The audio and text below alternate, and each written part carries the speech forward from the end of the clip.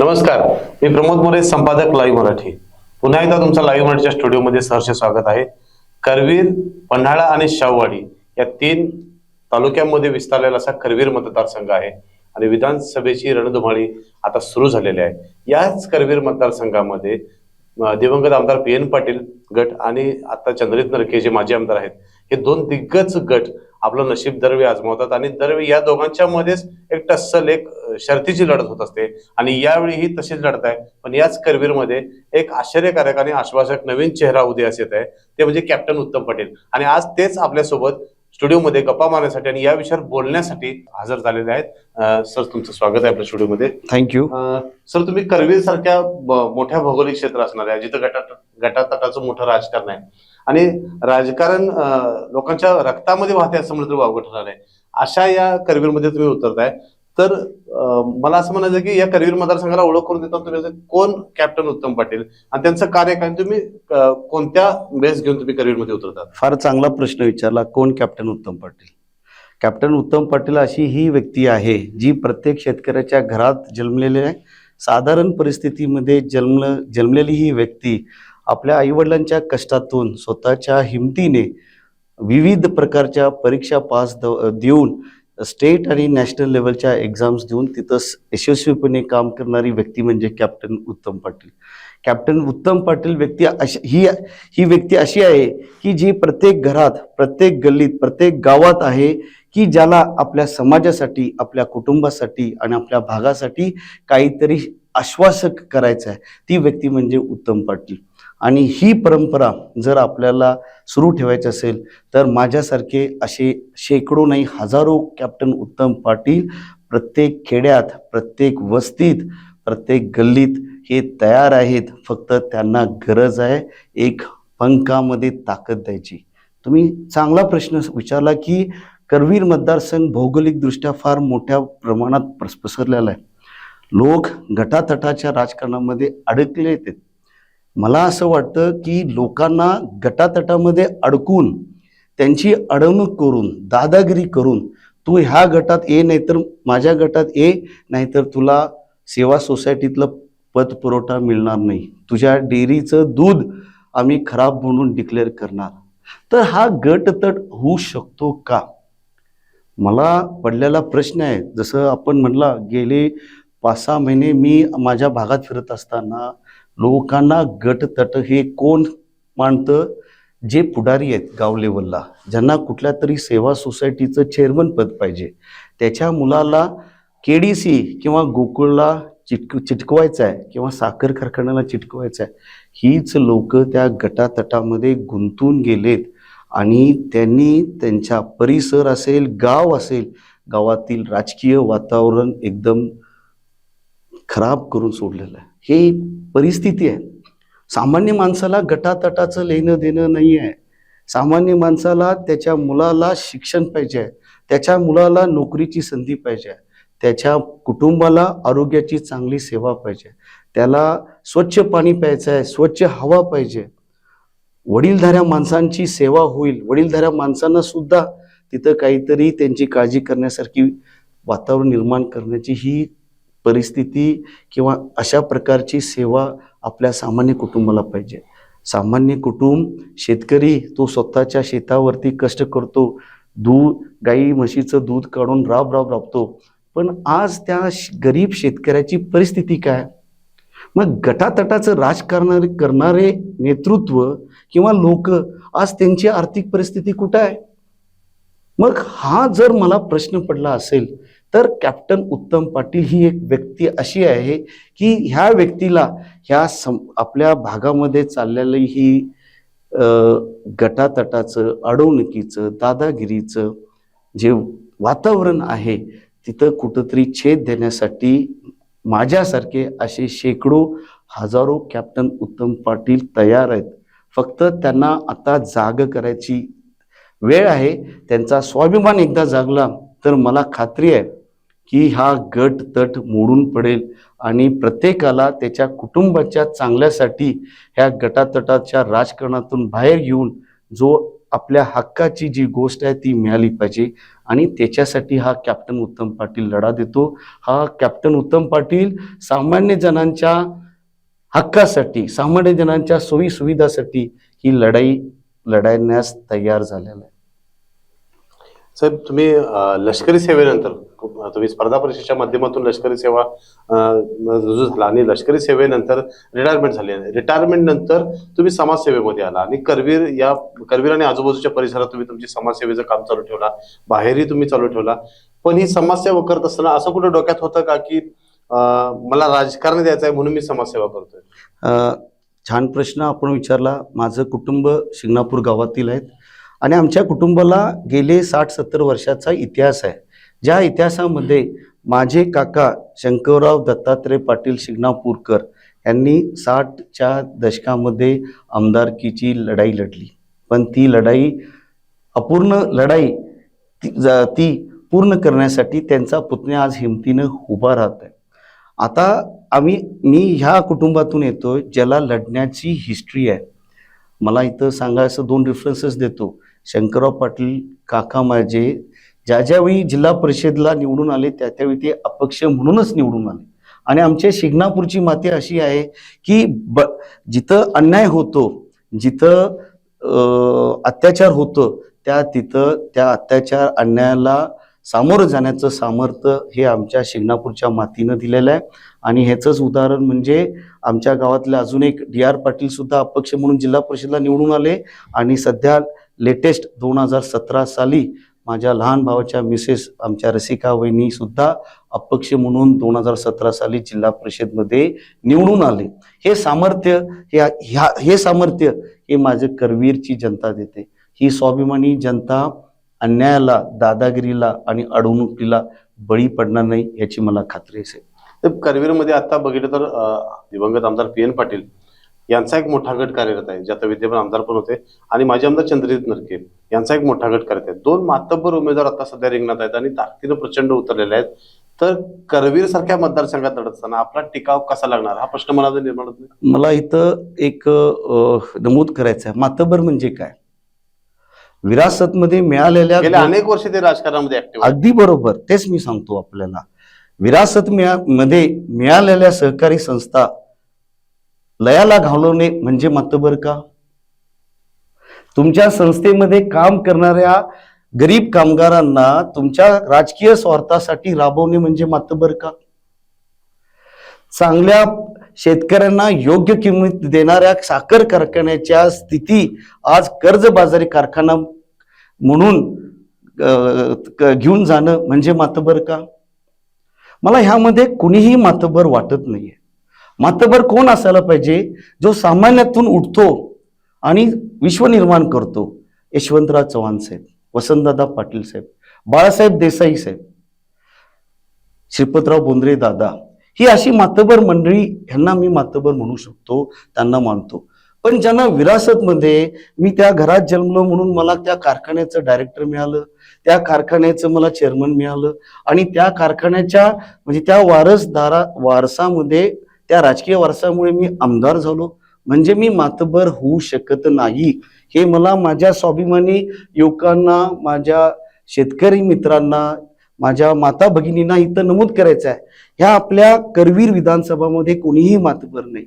मातबर असायला पाहिजे विचार.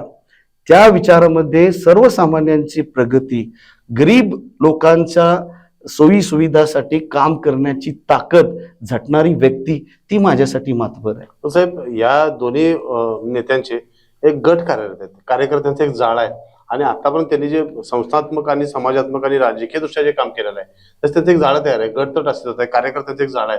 तसं तुमचं काय अस्तित्व आहे या मतदारसंघामध्ये? माझं विचार आहेत. आता मी सांगितलं आम्ही 50-60 वर्षापासून राजकारणामध्ये कार्यरत आहोत. आमचे शंकरराव पाटील साहेब असतील, वायर पाटील साहेब असतील, माझे काका श्री VV पाटील साहेब असतील, आताच्या आमच्या जनरेशनमध्ये आमच्या वहिनी रसिका पाटील असतील, अमर पाटील असतील आणि यशवंत बँकेचे चेअरमन आता महेश दिनकरराव पाटील असतील. आम्ही आमच्या ह्या पाटील घराण्याची समाजामध्ये, राजकारणामध्ये हे काम करण्याची परंपरा ती कंटिन्यू करण्यासाठी म्हणून ही लढाई लढण्याचं आमचं धोरण आहे. आणि आज ह्या प्रत्येक गावामध्ये काही ना काही गट, मी गट म्हणणार नाहीये, काही ना काही व्यक्ती आमच्याशी जुळलेल्या आहेत, त्या विचारामध्ये जुळलेल्या आहेत. त्यांचं आमचं एकच स्वाभिमानाचे विचार जुळलेत की आपल्या भागातील परिसरातील प्रगती कशा प्रकारे करता येईल, अन्याय होत असेल त्याला कसा दूर करता येईल, ह्या विचाराने आम्ही प्रत्येक गावामध्ये आज पण मौजूद आहोत. आणि जे प्रस्थापित नेत्यांचे जे गटतट आहेत ती अपरिहार्यता आहे, सहकाराची अपरिहार्यता आले म्हणून आज गटतट निर्माण झाले. आज सहकारामध्ये बेसिक प्रिन्सिपल काय, एक व्यक्ती एक शेअर्स, आणि प्रत्येक शेअर होल्डर तो त्या संस्थेचा तेवढाच मालक असतो. आज तुमच्या सभासदांच्या वतीने आपण जर चेअरमन पद कोणाला दिलं म्हणजे तो त्या संस्थेचा मालक होत नाही. पण दुर्दैव आहे आज आपल्या साखर कारखान्यांची जी दशा झाले, ह्या दुर्दैवानेच दशा झालेली. आज त्या लोकांनी एवढ्या मोठ्या कर्जाच्या खाईत कारखाने नेले. कुंभी कारखान्यावरती 650 कोटी कर्ज आहे. आताच्या जनरल बॉडीमध्ये 150 कोटी जादा कर्ज घेण्याची परवानगी घेतलेली आहे. भोगावती कारखाना 650 कोटी कर्ज आहे.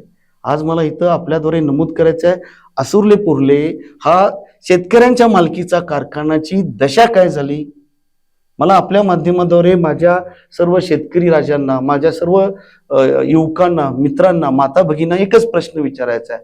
ज्याला सजा, जो एवढ्या मोठ्या सहकारी संस्था कर्जाच्या खाईत ढकलतो, त्याची विक्री करण्यास विक्री करण्यापर्यंत त्याचा कारभार करतो, त्यांना आपण शिक्षा देणार आहे का नाही आहे का? त्यांना ती संस्था बुडवायची, परत दुसऱ्या संस्थेमध्ये कारभार करायचा, त्याच्यामध्ये प्रचंड कर्ज घ्यायचं आणि परत आपला राजकीय स्वार्थ साधायचा का? हे कुठंतरी थांबलं पाहिजे. हे माझ्यासारख्या आज जो मी वेगवेगळ्या ठिकाणी काम करत असताना मी माझ्या परिसराची ज्यावेळी तुलना करतो बाकीच्या ह्याच्यातली, सुजलाम सुफलाम भाग आहे. तुम्हाला कदाचित तुम्ही ऍग्री व्हाल, आपल्यामध्ये 5 नद्यांचा उगमस्थान आहे, जमीन एवढी सुपीक आहे, शेतकरी एवढे कष्ट करणार आहेत, युवक एवढे राबणार आहेत.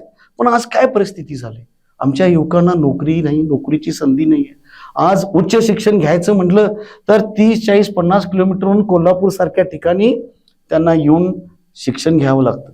मला इथं एक प्रश्न पडतो, गेले 78 वर्ष देश स्वतंत्र होऊन सुद्धा ह्या नेतृत्वाने एखादी MIDC का आणली नाही आपल्या भागामध्ये, जेणेकरून एक 15-16 हजार युवकांना नोकरी मिळाली असती.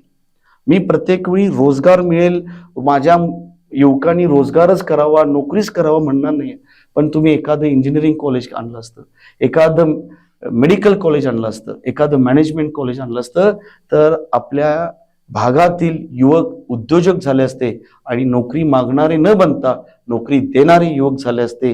ही परिस्थिती ह्या पर्याप्त गेल्या 30 वर्षाच्या नेतृत्वाने केली का नाही, हा माझ्यासारख्या युवकाला पडलेला प्रश्न आहे. आणि ह्या लढाई, या अन्यायाच्या विरोधात माझी लढाई. मी सैनिक आहे साहेब. मी माझ्या देशाचं संरक्षण करण्यासाठी म्हणून 5 वर्ष आयुष्यातले माझे तारुण्यातील दिवस या मी देशासाठी एक सेवा म्हणून केली. पण ज्यावेळी मी परत येऊन बघतो आणि माझ्या समाजाचा मी परिस्थिती बघतो, त्यावेळी मला चीड येते, वाईट वाटतं की आपल्या लोकांनी काय समाज केलाय, काय देश केलाय, आपल्याकडे काय नाही आहे. जगातील सगळ्यात मोठी युवा शक्ती आपल्याकडे, पण त्या युवकांना आपण काम दिलेलं नाही. युवकांना आपण सतरंजी खुर्च्या आणि माझा राजकीय स्वार्थ साधण्यासाठी म्हणून वापर करत आलो. आज त्या कारखान्याच्या ठिकाणी रोजंदारीच्या स्वरूपात आपण नोकरी देतो. ती नोकरी म्हणजे महिन्याला 4 आणि 5 हजाराची नोकरी, ती पण हंगामी. आणि 10-10, 12-12 वर्षानंतर जर त्याला आपण कायम करत असो तर त्याची उत्पादकता आपल्या देशासाठी काय उपयोगाची होणार आहे. मग हा सगळा अनागोंदी किंवा ही चुकलेली दिशा कुठंतरी आपण दुरुस्त करू शकतो. युवकांच्यासाठी, महिलांच्यासाठी रोजगार निर्मिती करू शकतो. शेतकऱ्यांचं उत्पादन कशा प्रकारे वाढवता येईल, त्यासाठी काय करता येईल, याच्याकडे आमच्याकडे काही योजना आहेत. तशा काही योजना किंवा तसे काही प्लॅन तुम्ही घेऊन आलेला आहे? 100%. आता आम्ही ज्यावेळी इलेक्शन्सचे पुढे जाईन, लोकांच्या पुढे आम्ही ब्ल्यूप्रिंट घेऊन जाणार आहे. त्यामध्ये मला एक छोट्या छोट्या गोष्टी नमूद करायच्या आहेत आपल्याला. आज क्रीडांगणाची काय परिस्थिती आहे, प्रत्येक वृद्ध व्यक्ती माझ्या युवकांना सेवा देतात, काय मुलांना काम नाही आहेत, मोबाईलवरती बसलेत. अरे आपण एखादं तरी ग्राउंड निर्माण केलं असतं तर ती मुलं मोबाईलच्या ऐवजी ग्राउंडवरती खेळले असते. आज मला सांगा 2000 साली निगवे येथे निर्माण करण्यात आलेलं तालुका क्रीडांगणाची काय अवस्था आहे? ह्याला जबाबदार कोण आहे का नाहीये? जे लोकप्रतिनिधी ह्या 2000 पासून ते 2024 पर्यंत झालेत त्यांची काय जबाबदारी आपण पकडायची का नाही? का गटातटाचं राजकारण म्हणून एकदा ह्या गटाला प्रतिनिधित्व द्यायचं आणि त्या गटाला प्रतिनिधित्व द्यायचं हे कुठंतरी थांबलं पाहिजे. त्याच्यासाठी माझा हा प्रामाणिक लढा आहे. माझी लढाई ट्रान्सपरंट आहे, पारदर्शकता आहे. मला कुठल्याही प्रकारचं गोष्ट पाहिजे म्हणून मी लढाई लढत नाहीये. मला ठाम आत्मविश्वास आहे की ही संधी मिळाली तर मी माझ्या युवकांसाठी क्रीडांगण, MIDC साठी 100% प्रयत्न करणार. इथं मेडिकल, इंजिनिअरिंग किंवा मॅनेजमेंट कॉलेज सारखी संस्था उभा करायसाठी 100% प्रयत्न करणार. आज शेतकऱ्याचं पर एकरी ऊसाचं उत्पादन काय सांगा, 35 ते 40 टन. अरे आज तेच शेतकरी गुजरात सारख्या त्या ड्रायलँड एरियामध्ये एकरी 110 ते 120 टन उत्पादन काढत असताना, एवढं समृद्धी असताना माझ्या या भागातील शेतकरी फक्त 30, 40 आणि 50 टन पर्यंत जाऊ शकतो. ही एक मोठी शोकांतिक. आज आपल्याकडे जी दूध उत्पादन देणाऱ्या जनावरांचे आहेत त्यांच्यावरती कोणतेच ब्रीडिंग सेंटर सुरू केले का सांगा मला. मग मला कुठंतरी वाटतंय की ह्या राजकीय प्रणालीला आपल्या शेतकऱ्यांना त्यांची उत्पादकता किंवा श्रीमंत किंवा त्यांच्याकडे पैसे येतील अशा कोणत्याही योजना आणायच्या नाहीत. तुम्ही गटातटातल्या ह्या राजकारणामुळं आज माझा समाज, माझा भाग हा प्रगती करू शकलेला नाही. शेजारच्या मतदारसंघात बघा 150 मुलांसाठीच शिक्षणासाठी हॉस्टेल निर्माण करू शकतात शेजारचे प्रतिनिधी. मग आपल्या इथं का होऊ शकत नाहीये? आता दुसरं जे तुम्ही बोलला की तुमच्या काय योजना आहेत, मी इथं 2-3 गोष्टी आपल्याद्वारे नमूद करतो. एक तर शिक्षण, आरोग्य सेवा, रोजगार निर्मिती आणि उद्योजकता. आणि माझे एक नाविन्यपूर्ण 2 संकल्पना आहेत आणि त्या संकल्पना म्हणजे एक करवीर भवन आणि करवीर डेव्हलपमेंट फंड. करवीर भवनची संकल्पना कशी आली मी सांगतो. ह्या 4-5 महिन्यामध्ये भागामध्ये फिरत असताना मला आमचे काही शिक्षक भेटले. शिक्षकांनी सांगितलं, सर तुम्ही एवढे शिकलेले आहेत, तुम्ही राजकारणात यायला लागलात, पण शिक्षणासाठी ही एवढी समस्या निर्माण झाली. म्हणलं सर काय निर्माण झाले?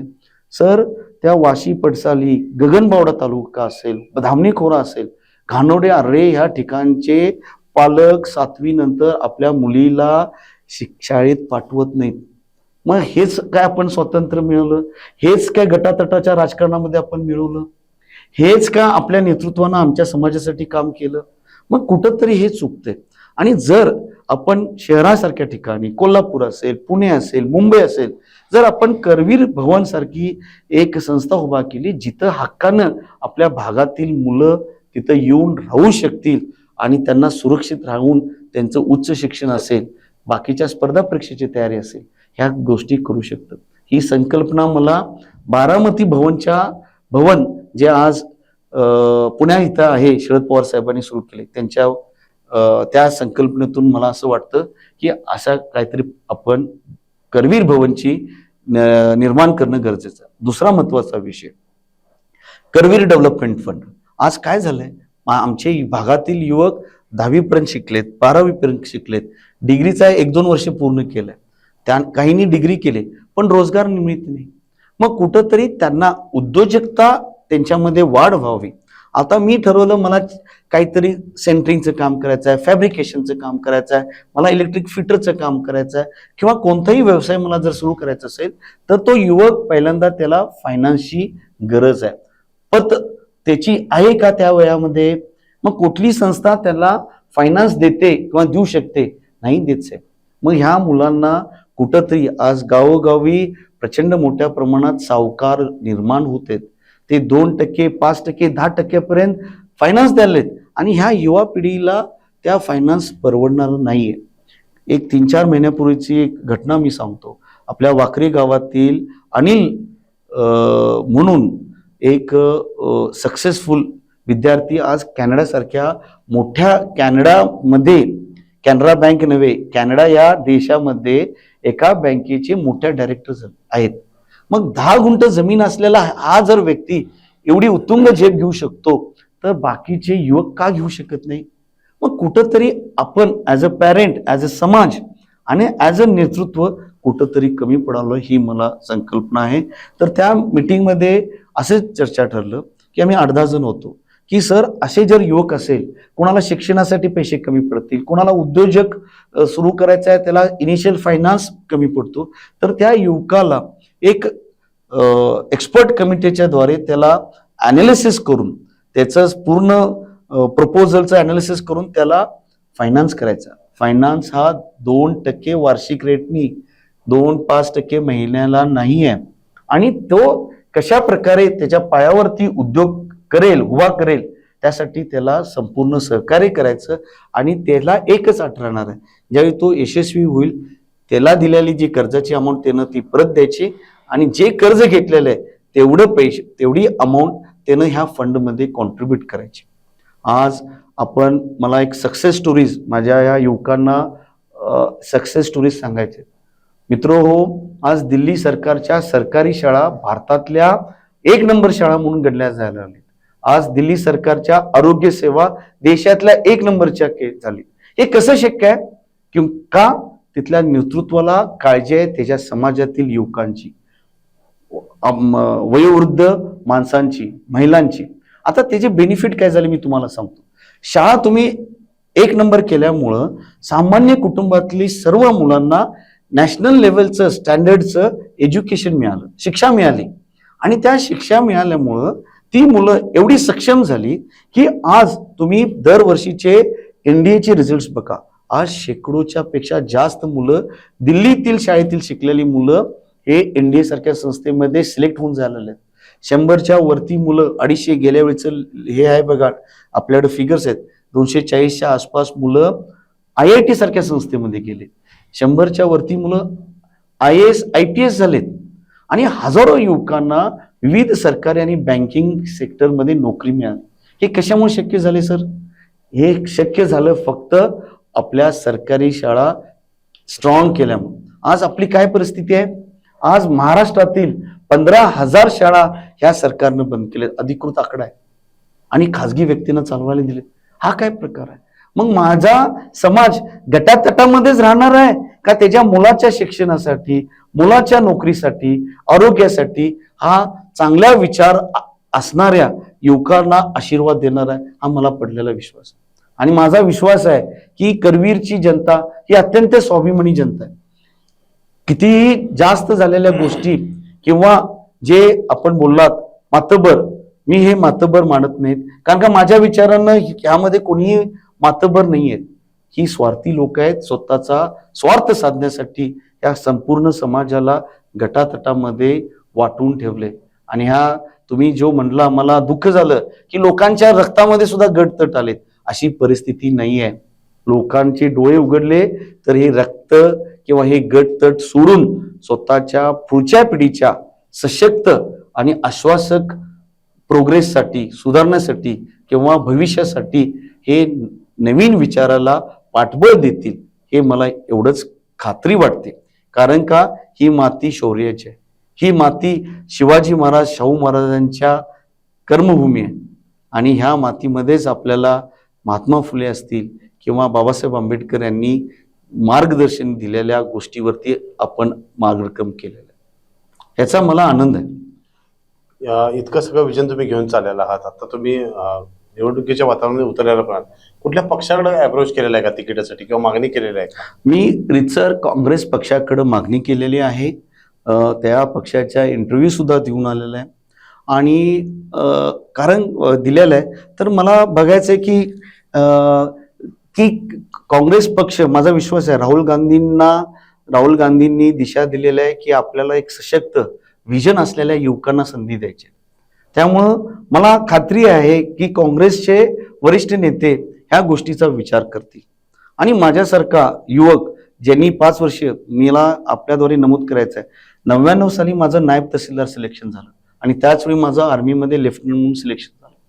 मला माझे मित्र, घरातील सर्व सांगत होते, अरे तू तहसीलदार हो, अजून मोठा होशील काय होशील, पण त्यावेळी मला एकच वाटत होतं की मला देशाची सेवा करायची. देशाची सेवा करायची संधी मला घालवायची नव्हती, म्हणून मी नायब तहसीलदार पद सोडून मी आर्मीमध्ये देशसेवेसाठी गेलो. आणि आर्मी नंतर बाहेर आल्यानंतर आज मी माझा स्वतःचा व्यवसाय 12 राज्यामध्ये करतो. जवळजवळ 4000 युवकांना आपण नोकरीची संधी प्राप्त करून दिलेली आहे. मग ही परिस्थिती माझ्या समाजातील बांधवांशी बघतो, माझ्या शेतकऱ्यांची बघतो, त्यावेळी मला कुठंतरी वाटतंय की काहीतरी खरोखरच चुका लागले. आणि पहिला प्रश्न पडतो की माझ्या इथं जे नेतृत्व निर्माण झालंय त्यांना खरोखरच विजन होतं का, ह्या लोकांना फक्त गटातटामध्ये डांबून ठेवून आपला स्वार्थ साधलायचं होतं, हा माझ्यासारख्या युवकाला खरोखरच प्रश्न पडला. काँग्रेसनं जर तिकीट नाही दिलं तर दुसऱ्या कुठल्या पक्षाला किंवा तिसऱ्या आघाडीला संपर्क करणार का? आता सगळ्याच गोष्टी मला ह्या इंटरव्ह्यू मध्ये जाहीर करायच्या नाही आहेत. बऱ्याच गोष्टी सायमल्टेनियसली सुरू आहेत आणि खरोखरच मला खात्री आहे की ह्या निवडणुकीमध्ये माझ्यासारखा एक धाडसी युवक स्वाभिमानासाठी आणि माझ्या समाजातील युवकांसाठी, युवतींसाठी, शेतकऱ्यांसाठी आणि माझ्या माता भगिनींना कुठंतरी न्याय मिळावं, काहीतरी चांगलं काम त्यांच्यासाठी करावं, या हेतूने ही लढाई मी लढणारच आहे. भौगोलिक पार्श्वभूमी बघितली तर करवीर हा मोठा मतदारसंघ आहे.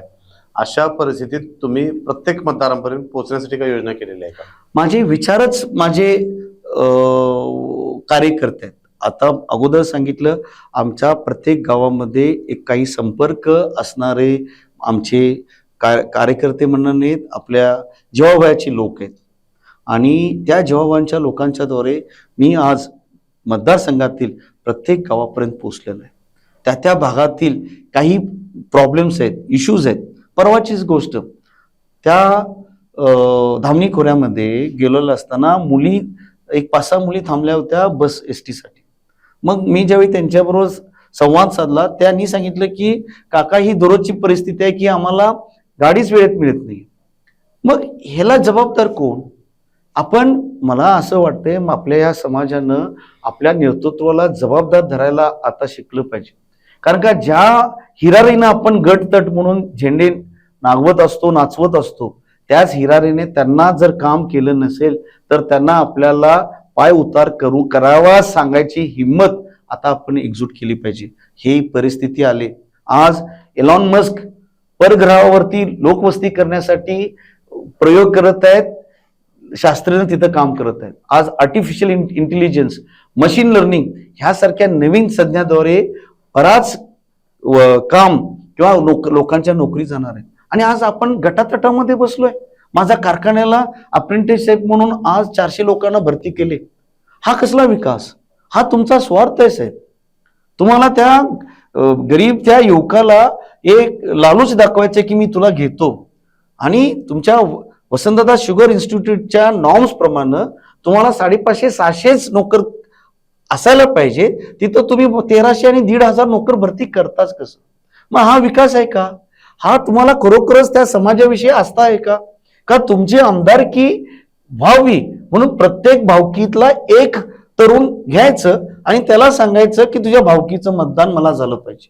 मग हे मातबरकरी आहे का? नाहीये साहेब. विरासतमध्ये प्रॉपर्टी मिळू शकते, विरासतमध्ये गाड्या घोडं मिळू शकते, पण समाजाचं काम करण्याचं हे तुमच्या रक्तात असायला पाहिजे, तुमच्या विचारात असायला पाहिजे. आणि हे जर विचार असतील तरच आज ह्या एवढा मोठा मतदारसंघ असलेला तिथं विकासाची गंगा यायला हवी होती. मी 8-10 दिवसापूर्वी, 15 दिवसापूर्वी एवढे मोठमोठे बोर्ड बघितले, ह्या गावात 10 कोटी, ह्या गावात 15 कोटी, ह्या गावात 20 कोटी. अरे, एवढे जर फंड खरोखर आले असते तर आज रस्त्यांची दुर्दशा ही नसती. मग काय करावं आपण? लोकांना फसवायचा प्रयत्न करतोय का? आणि लोक बघत आहेत, लोकांना सर्व गोष्टी कळत आहेत की कुठंतरी काहीतरी चुकतंय. आज सामान्य जणांची काय गरज आहे? आज माझा मुलगा चांगला शिकला पाहिजे, त्याला डिग्रीपर्यंत शिक्षण कमीत कमीत खर्चात झालं पाहिजे. मी जर आजारी पडलो, माझे आई वडील आजारी पडलो, तर कमी पैशामध्ये त्यांचा चांगला उत्कृष्ट आरोग्य सेवा त्यांना मिळालं पाहिजे. मुलगा शिकल्यानंतर त्याला नोकरी मिळाली पाहिजे. आज सर्व महिला सुरक्षित आहेत का? बचत गट काय परिस्थिती आहे? मला इथं फार वेदना होतात सांगताना. बचत गटच्या महिलांची परिस्थिती अत्यंत विदारक आहे. मग ह्याला विचार करायचा काय नाहीये? आज जर माझ्या खेड्यापाड्यातील कुटुंब व्यवस्था जर खराब परिस्थितीमध्ये असेल, आर्थिक स्ट्रेसमध्ये असेल, तर साहेब गटातटाचं राजकारण काय करणार आहे? गटातटात राहून हे आपण मिळवणार आहे का? कुठं तर थांबलं पाहिजे. माझी विनंती आहे माझ्या सर्व बांधवांना, गट तट सोडा. गट तटाने तुमचा फायदा नाही आहे. गट तटामध्ये फक्त नेत्यांचा स्वार्थ आहे. आणि जो सक्षम, ज्याच्याकडे खरोखरच मातबर विचार असतील, अशाच व्यक्तीला आपण निवडलं पाहिजे. तो कोणी असू दे.